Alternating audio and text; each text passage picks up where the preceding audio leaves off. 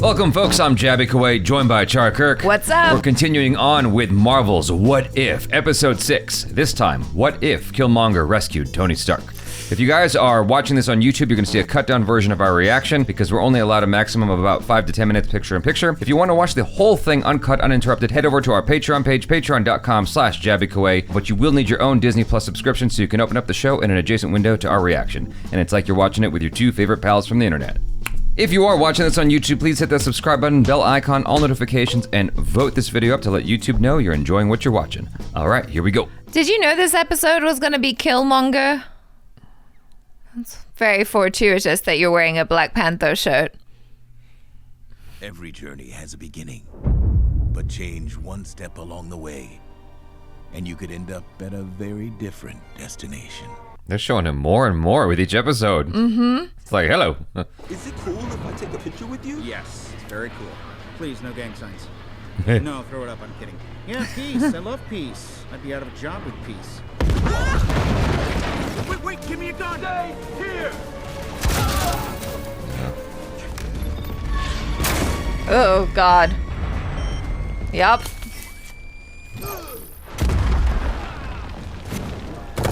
That was a spectacular entrance, seriously. Lieutenant Killmonger? What is that, German? A nickname. That's clearly a good fit. I see where they got it. Oh, yeah, his Heroes are not music. born. They're forged in darkness, shaped in battle, defined by sacrifice. And I am Iron Man. Oh, that's a good Without imitation. Tony Stark's fateful capture in Afghanistan, the age of Iron Man would never come to pass. Has this experience changed you? I saw young Americans killed by the very weapons I created to protect them. We have to do better. Build bigger and fight badder, which is why I'm bringing in Lieutenant Eric Stevens as Stark Industries' new Chief Security Officer. This is such a load of bull. It's supposed to be my promotion. What is it you were doing in the Kunar province? It's just strange, since on the day of the attack, his unit was stationed 400 clicks away. If you're trying to imply that he had advanced knowledge... She'd be right. I uncovered plans to assassinate Tony Stark while on a deep cover operation inside the 10 Rings. Whoa! What? Those plans were bankrolled by Stark Industries COO Obadiah Stane. Oh. Ooh. Don't you worry about that. I brought receipts, bank documents, phone records, Google it. I just dropped it all online. Savage. This is very much in his character, though. Yeah. I'll say this for the new guy. He certainly makes for good TV. Do we trust him? So, Colonel Rhodes, what can you tell me about our knight in shining camouflage? Graduated Annapolis at 19, MIT a year later. Made quite a name for himself since joining the SEALs as part of an elite ghost squad that specializes in high-target wet work. A lot of people come around looking to get their moment in the sun with Tony Stark, and it's my job to sniff out exactly what it is they want with him. Yeah, Pepper's a smart lady. Weapons in the wrong hands. Wish no one had to fire them at all. For real. Then again, forget it. What? It's just my doctoral thesis. I developed plans for an automated combat drone, but I could never crack the interface. Oh, that's what you want. Let's do this. Let's build your science fair project. Wow. Bold design choice. What? I like anime. I was gonna say, look like a mech warrior. He's a master manipulator. Well, we don't know his objectives yet. I don't know. Right? I don't trust him. Human pilots mean human error. But with Jarvis at the wheel, drones can react to stimuli in real time. And no one needs to lift a finger. I mean, are his goals the same? I don't know. We don't know yet. Oops. It's only a failure if it explodes. Okay, that changes things. You know, we need another power source. If we could miniaturize an arc reactor... Oh, that's a dumb idea. What we need is vibranium. With the right juice, it can act as a self-sustaining energy source. Too bad Pops used up the last of it during the war. Not all of it. Ulysses Claw? No, Tony. Absolutely not. I'm sorry, are you allowed to say that to people in my tax bracket? Tony. God damn. Jesus. We send Rhodey. There, he's U.S. Air Force, and he's the company's military liaison. We're all above board. What do we think, Pepper? So, about that vibranium...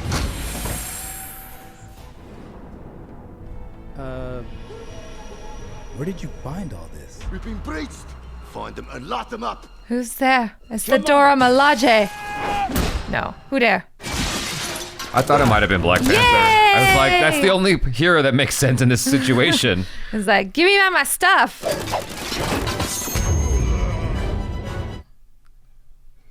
Our quarrel is not with you, Ganon. Oh, really? Because you're kind of sending me mixed messages right now. Let me take the vibranium back where it belongs. Sorry, cuz. That ain't gonna fly. Uh-oh. I really wish it didn't have to go down like this. What's gonna happen? Stark R&D is no joke, but this I'm really feeling. Eric, why? Why wear the uniform of your own oppressors? Fight for them, die for them. You gotta be part of the system to change the system. Nah, you could burn it down. What? Damn. I would not want to play chess with you, my friend. All played out just as you predicted it would. We better load up the product. Damn. I wasn't sure if he'd actually killed Black Panther or not. Oh, he straight up did. Yeah. Damn. I told you he was evil. Word to the wise, never play Clue with Jarvis. He sees all. Go ahead, call the cops. Still won't get here in time to save you. I want justice. I melted down that ring of yours. Oh, shit.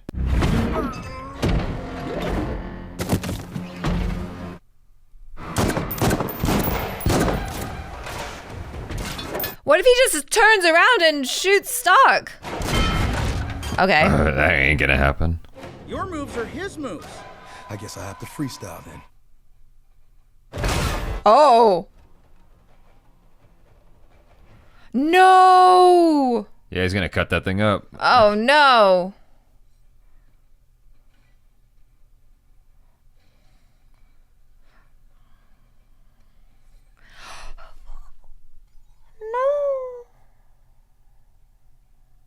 For a minute, I really thought it was you and me against the world. How did none of this get captured on security? Jarvis was wiped clean.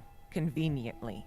Put the Liberator drones into production. Okay, hold on. That'll require a multi-billion-dollar allocation. Patriot Act should cover the red tape. The U.S. military is hereby seizing control of all Stark Industries assets. Whoa. We're at war. You work for me now. Oh my god, this is so messed up. So they're just gonna mass produce this shit. God damn. Invented 21st century warfare. Come on, Pepper and Happy, like, figure something out.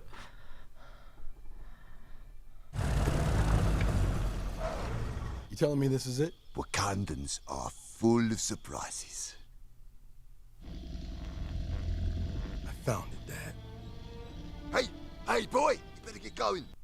It's like you said, Wakandans are full of surprises. I was waiting for that. Yeah. I was like, when is he gonna take him out? Yeah. I come with a gift, an offering of justice. For I am Njadaka, son of Prince Njobu. What is this foolishness? Njobu sired no children. You were led to believe that. Let us believe that. And there's no one to challenge him. Mm-hmm. But there's no time to rest, Uncle. War is here. Yeah, because you brought it. The drones are made up of vibranium alloy. They're built by Americans. We'll be home in time for lunch. The drones operate via a hive matrix, communicating with each other in real time to maximize strategic efficiency. We let them inside our force shields. The electromagnetic interference will block their satellite up. Why should we trust you with our people's lives? I know what it's like to have someone taken from me. And if I had the chance to avenge my father, I wouldn't hesitate. The ladies are suspicious. What say you, General? Oh, it's cool.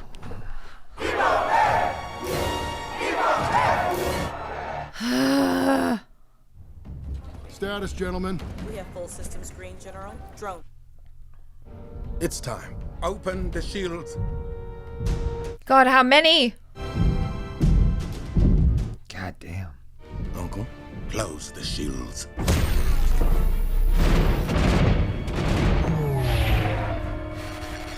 What the hell is going on? For a minute there, I thought that maybe he lied. Okay. It's working. Know that wherever life's journey takes you, you'll always have a home in Wakanda. I want a little bit more than that.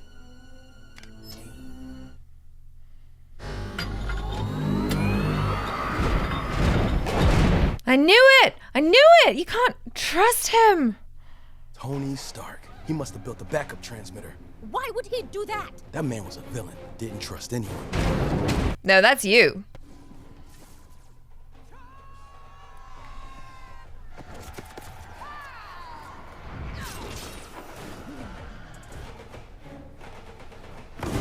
Wakanda forever! Ah. Haha. He's creating the narrative.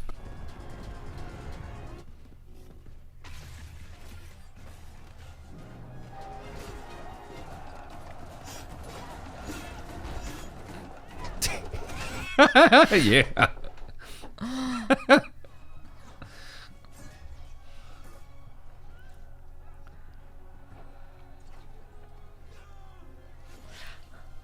Did he get her? Oh. No, it was a good shot.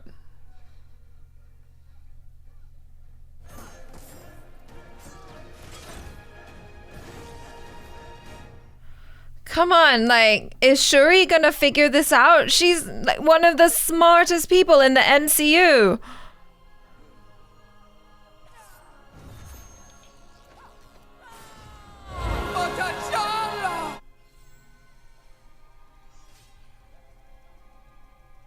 He shredded him. Yeah. Threw him like sushi. I am a loyal servant of Wakanda, Your Majesty. Let me be of service. With this herb, you shall become... I knew it! I knew they were gonna, like, let him be the Black Panther! Oh my god, I hate you! Ugh!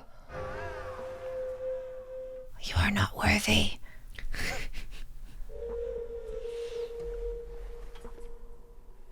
What's he gonna see? Someone Was tell it him worth off. it? Yeah. Yeah, I did what I had to do. For what? For vengeance. For my father. And for all my brothers and sisters who suffered through oppression while you just sat back and watched. The cure is power, and now I have it. Because you stole it. Power unearned can be a very volatile force, cousin. It will get the best of you eventually. On your plane or on ours. What? Okay, yes! I'm here to help, Miss Potts. Oh, thank God. Someone with sense. How did you get this? Mr. Stark was a genius, but he's not the only genius. That's right. Unfortunately, your side and mine refuse to see it. So, let us open their eyes together. Heroes are never really gone. They live forever, as do the ones they inspire to carry on the fight. Oh, man. I'm not really sure how to feel about that episode. It's like the result kind of came back around to, okay, let's walk through this, okay? So Tony Stark is going through what we saw him go through in Iron Man 1. I know it's been a long time since you've watched it, but I do remember that was that, pretty though. much like shot for Shot dialogue, yeah. like that was exactly straight out of the movie. And then the thing that deviates it from Iron Man is, of course, Killmonger showing up and saving him with a different agenda, a different plan than what we saw him do in Black Panther, but the same objective in the end, which is to take over Wakanda. Right, but the thing is, when I watched Killmonger in Black Panther, I felt a lot of sympathy towards him. And I think that's because, you know, we have the benefit of knowing his backstory and everything. And Right. like, we can understand where he's coming from and his goals. I get it.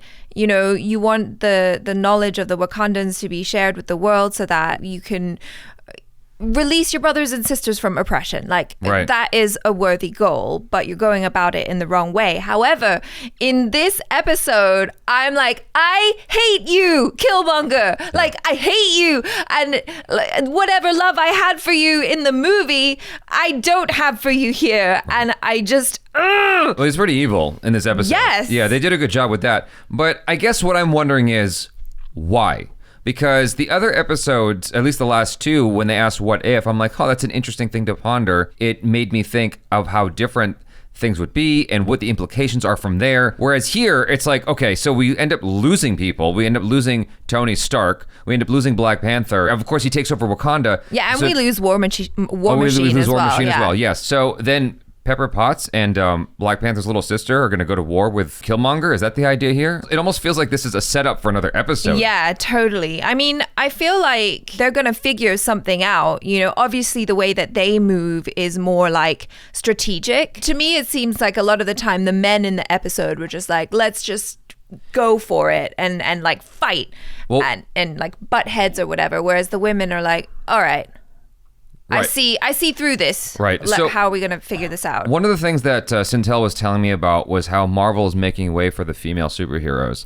I totally see that. Yeah, and that's what this episode is totally doing. I did kind of get that sense of, okay, so this is where you're going. You're going with, it's the female characters that see through this. It's the female characters that see sense in this. I mean, even T'Challa's mom for a minute there was kind of like, I don't trust you, dude. But I'm just so glad that Shuri did see through it and she figured it out, because I would have been so pissed if she didn't, because she is that smart. Right. For her not to realize, for her not to put the pieces together, I would have been like, what?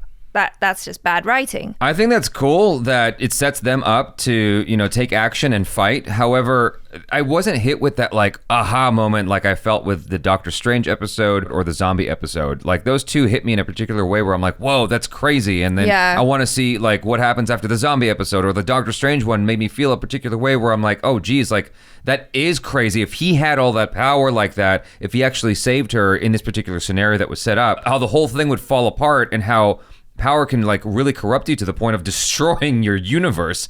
That's crazy. Right. Whereas here, it's like kind of moving the pieces around on the board a little bit. Ultimately, Killmonger was the same individual in the end. If Black Panther became Star-Lord, the whole outcome of a lot of lives are totally different in a very profound way, to the point that the guy who was going to destroy half the universe never gets to that plan. Yes, but saying that though, T'Challa remained the same person, and you could argue that Killmonger remained the same person in a similar way. And it's upsetting to me because I really enjoyed his character arc in Black Panther, right? You see him as a villain, but you kind of you sympathize with him in a way, or you empathize, right? You can be like, oh, okay, yeah, I get it. You felt abandoned by your people and you wanted to seek revenge somehow. Like, I understand that. And then here, he's still the same guy with the same goals, just as T'Challa is still the same guy who's like super noble, thinking about the greater good. He's still the same guy. So neither of them changed, and they both kind of affected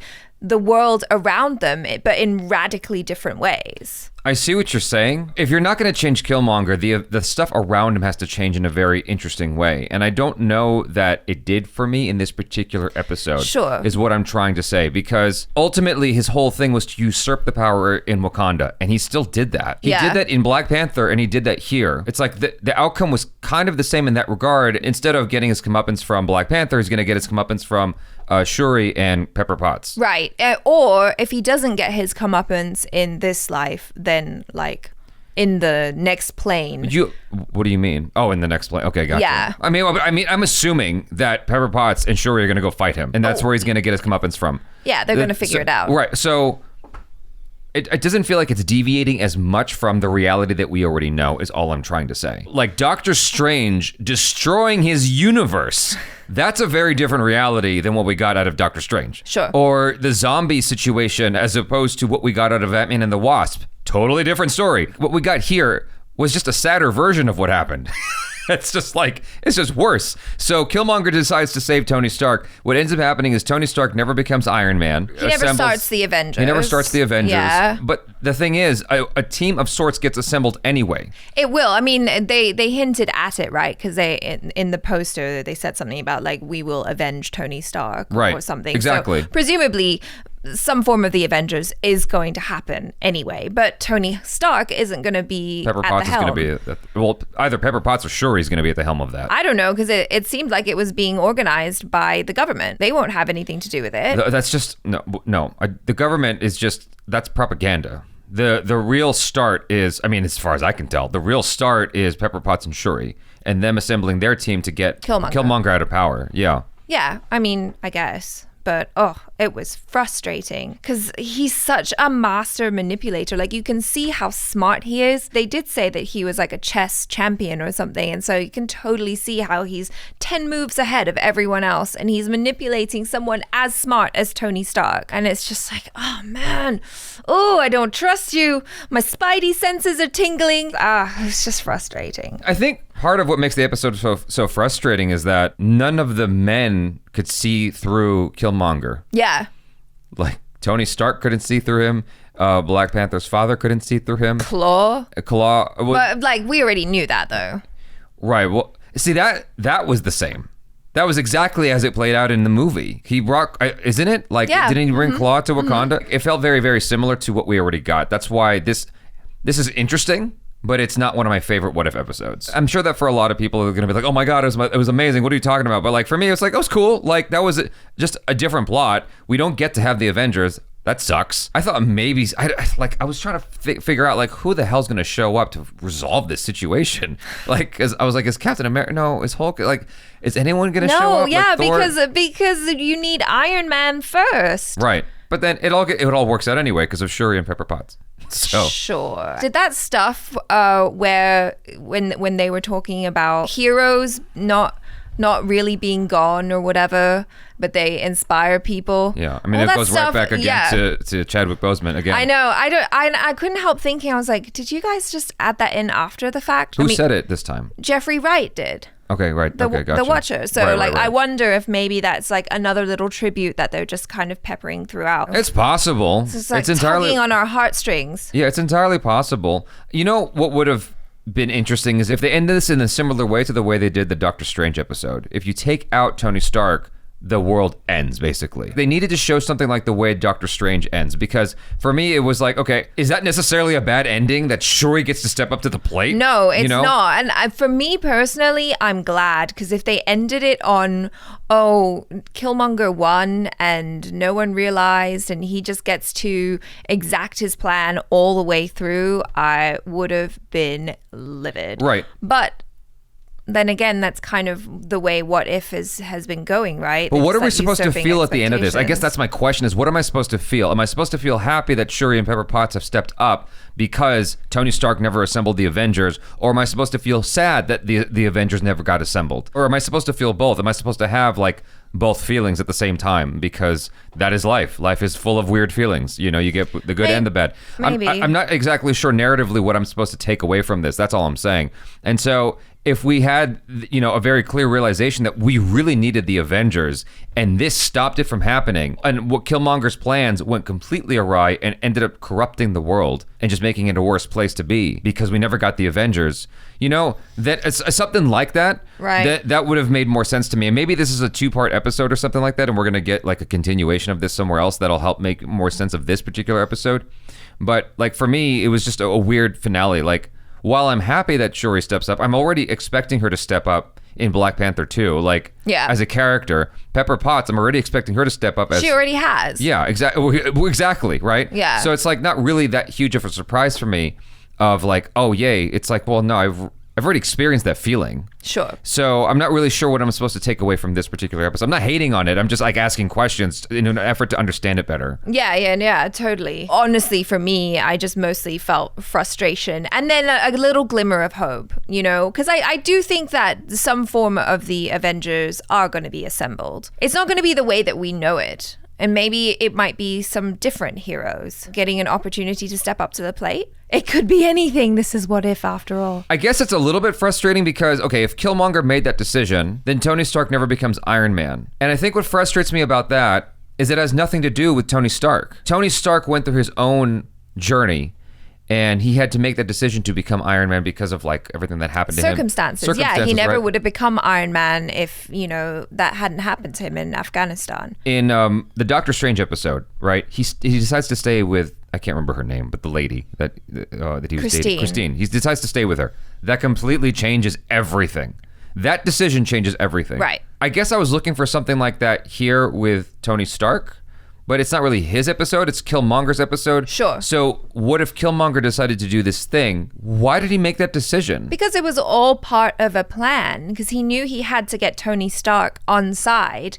And so what better way to convince someone that you're legit, what better way than saving their life? Yes. And everything played out exactly the way that he thought it would. I guess I'm just wondering, like, why he didn't do this then? Like, what was he doing that was the stupid plan to go rescue Tony Stark? I'm going to do this one instead that I did in Black Panther. Like, what the hell happened? Well, that's the whole point, isn't it? It's an alternate universe. It's an alternate timeline. And so in this one, he gets the bright idea of, like, you know, this piece of intel drops into his lap, and then he puts 2 and 2 together and, like, sees the whole picture. I guess I'm looking for that sliding door. Gwyneth Paltrow, by the way. She's sliding doors. I'm looking for that sliding doors moment where it's like, this one thing changed everything. Like, what was the butterfly effect that put him on this path to instead pursue Tony Stark? That's you know what I'm saying? Okay, so you wanted to see Killmonger's thought process of, like, this is the plan, as opposed to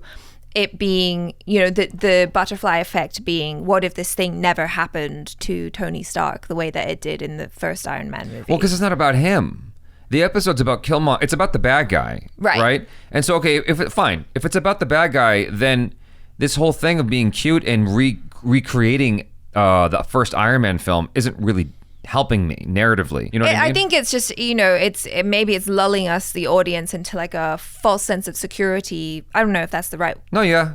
You know, but like to kind of trick us into thinking that it is about Tony Stark, or that it is going to go a certain direction. In the beginning, even I was a little bit apprehensive, because I was like, I get the sense that Killmonger is not going to be good in this. Yeah. I hope that he is, because I liked the character in the movie. Right. But I get the sense that he's going to be really evil.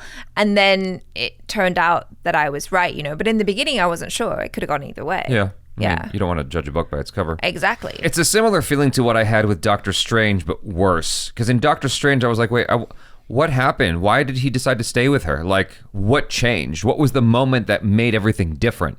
You know what I mean? You're just like, I want to know more of the backstory, but we only have half an hour to But explore why? it. Why the arbitrary, like, you know, time limit? Just like show. It's just one scene. Honestly, it's just one scene of where he goes, oh, and he realizes I should stay with her. It's like, it's just a little thing, and that one decision of like, because you could go to the left door or to the right door, and in this universe he goes to the right door. What exactly happened that put him on that path instead? And then we kind of see this like fallout from that, instead of like how awesome his life is staying in this relationship instead of staying a bachelor. Yeah, but in the Doctor Strange movie, you never see him break up with her anyway. It's just a fact. It's like, oh, they used to date. You don't see him make the decision to, like, I guess that's fair. Break up with her. No, that's fair. You're like, I want what I want, though. I don't know. I understand. It's just, I don't know. Yeah. I guess I just want these to be longer and more detailed. I know. I could have gone for more. Because it feels like, you know, the Black Panther movie, if there was any flaw I had to pick out, it's that everything felt like it happened so fast. Right. He usurped the throne like in an hour. It was so quick. Here, it was inside of a minute. Like he just... Yeah, he tricked everyone. It was so fast. I'm like, this... I could have done with like a 45-minute to an hour version of this that gave me a little bit more breathing room and you know, to help flesh out a little bit of the details more. It's just almost like an overview because it's trying to cover so much ground. Yeah. It's like, golly, you know. I can almost see like the pitch meeting for this, and they're like, oh, so then Killmonger comes into Wakanda, and then he tells the king that, you know, you should trust me and this is what you should do, and then the producer guy goes, oh yeah, I bet it's super difficult to convince the king, and he goes, no, it was super easy, barely an inconvenience. That's kind of what it felt like. Yeah, it did. There were a lot of those moments in there. No, It's totally. like, oh, wow. It's like there were cool stuff and there were some shocking moments and whatnot. Yeah. I think that was the whole, the shock value is sort of the point of the show. It's like, oh my God, they killed Tony Stark. Yeah. You know, it's like, it's shock value, right? I think I hit the high of like the climax of my shock value with the Doctor Strange episode a bit. Maybe even the zombie episode. Like the zombie episode was dope. Yeah. And so there were some amazing moments in there. But with the zombie episode, it was more like kind of tongue in cheek. Whereas the Doctor Strange episode, when it hit you in the feels. Yeah. And it was like, that was shocking. I was like, oh my God. And so how do you shock me after that? He literally destroyed the universe. That includes Tony Stark, and that includes all the Avengers. So you're just killing him again. Tony Stark can't catch a break. So I know, poor guy. You know what I'm saying? Anyway, all I'm saying is like that Doctor Strange one, just like that was amazing. And this doesn't come. I guess maybe it's kind of ebb and flow, right? Like so. Right. Yeah. You know, you got to kind of do this to come back up for the next episode. And the next one will be amazing. And I'm like, oh my God, I love this. You know. We'll see. We'll see. You guys, hopefully you enjoyed that a lot more than I did. I did enjoy it, just not as much as the previous 2 episodes, because it's like it was stacking up. You know what I mean? Yeah. Like the Doctor Strange one, and then the zombie one is like, oh my God, now we got Killmonger back. Yeah. And then it was that. I'm like, oh, okay. Like, well, wow. you know. Why are you so evil? I would have rearranged these a little bit. I would have put this before. I mean, maybe, you know, the producers are afraid of losing people. Who knows? Maybe, But like, yeah. I personally would have put this before the Doctor Strange one, just in order to stack the emotions properly, you know? Sure. But yeah. Anyway, you guys hopefully enjoyed that. I'm Jaby Koay. This is ACHARA KIRK. Peace out.